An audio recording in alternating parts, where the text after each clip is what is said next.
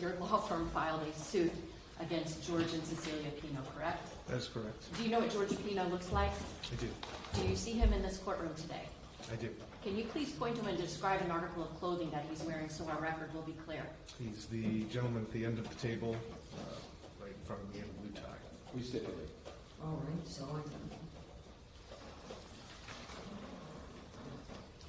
In the course of that litigation, did you send to an attorney for George and his wife a document called an interrogatory?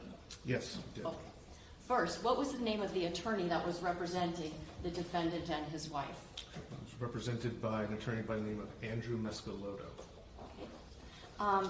Would you explain to the members of the jury what is an interrogatory? Absolutely.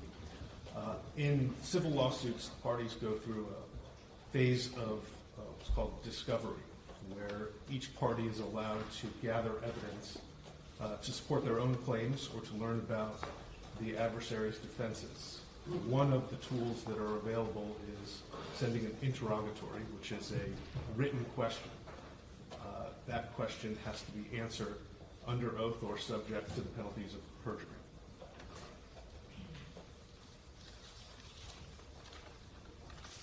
For the record, I'm showing counsel states 1X and 1W. Subject to the prior objections, Your Honor. right? Mr. Reitman, I'm showing you states 1W and 1X. Can you take a moment, look at each of these exhibits, and tell us if you recognize them? Absolutely.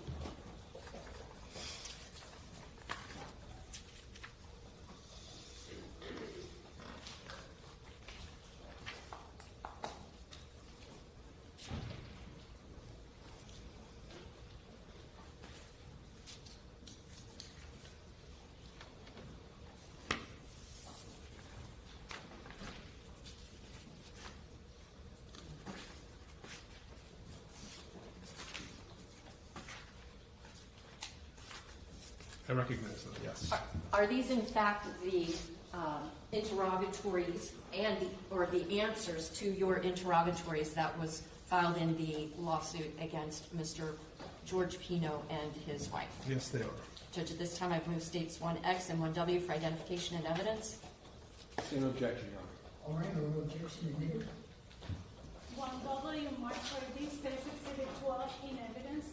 1X states exhibit 13 in evidence.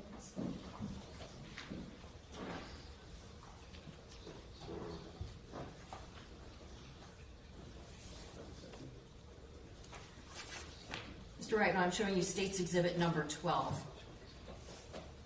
Whose answers are those for the interrogatories? This one is the answers of George I. Pino. All right. Now, I want to ask you, on the last page of that document, is there a place for the defendant to sign his name? Yes. Above the part where he signs his name, is there something known as a jurat? Yes. Can you explain what is a jurat? So the jurat is where the oath of the declarant comes in. Florida rules allow you to either affirm under oath or to make a declaration under the penalties of perjury, which is what this one appears to be under 28 U.S.C.A. 1746. Could you actually read to the members of the juror what it was that the defendant signed off as far as the truthfulness of his answers? Sure. According to this jurat, it says, pursuant to 28 U.S.C.A. 1746, which is the statute I just referenced, I declare under the penalty of perjury, under the laws of the United States of America, that the foregoing interrogatories are true and correct to the best of my knowledge. And what was the date that he signed that document?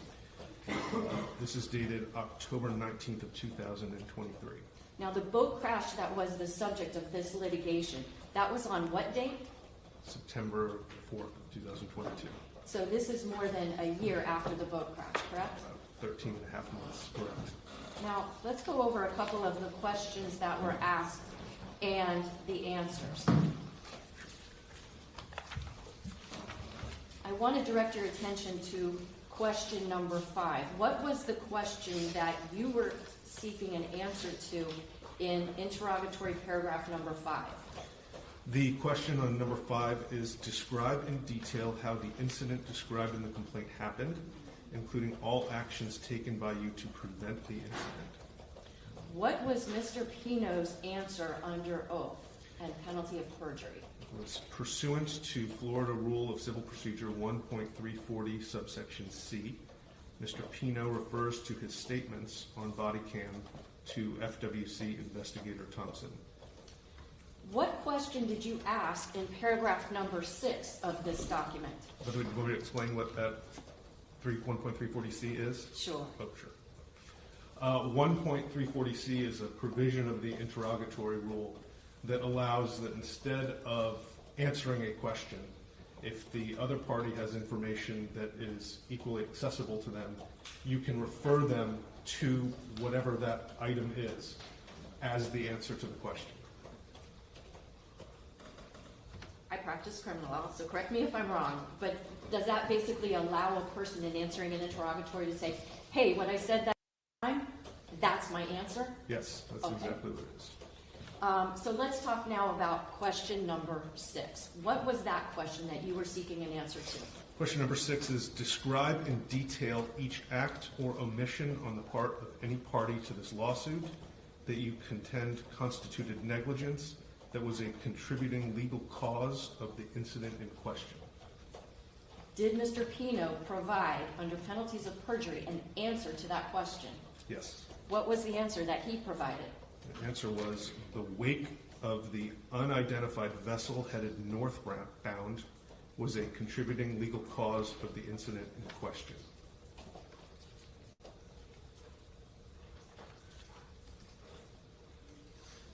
I want to direct your attention to paragraph number 17.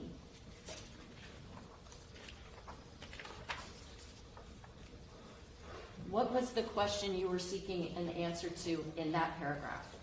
Question 17 is, did you consume any alcoholic beverages or take any drugs or medications within 12 hours before the time of the incident described in the complaint? If so, state the type and amount of alcoholic beverages, drugs, or medication which were consumed, and when and where you consumed them. What was Mr. Pino's answer? As disclosed to the FWC on the date of accident, Mr. Pino consumed 2 beers in the 12 hours before the incident described in the complaint. Mr. Pino took no medications or drugs within the 12 hours before the incident described in the complaint. Did you also ask a question of Mr. Pino, the defendant, in paragraph 18? Yes. What was that question? That is, did any mechanical defect in the vessel which you were riding at the time of the incident described in the complaint contribute to the incident? If so, describe the nature of the defects and how it contributed to the incident. And what was Mr. Pino's answer under penalties of perjury? No mechanical defects were known to Mr. Pino prior to the voyage. Unknown at this time whether a mechanical issue with the vessel contributed to the accident, the defendants have been unable to inspect the vessel as it remains under seizure with the FWC.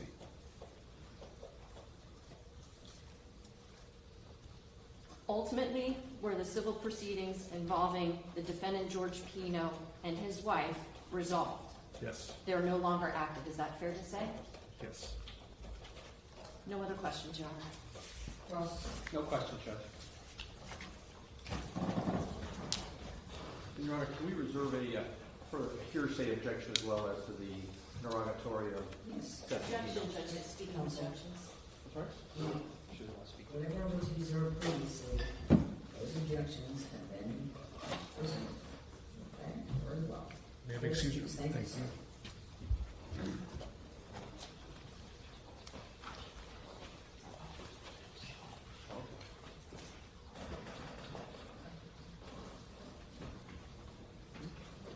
State your witness. Yes, Judge.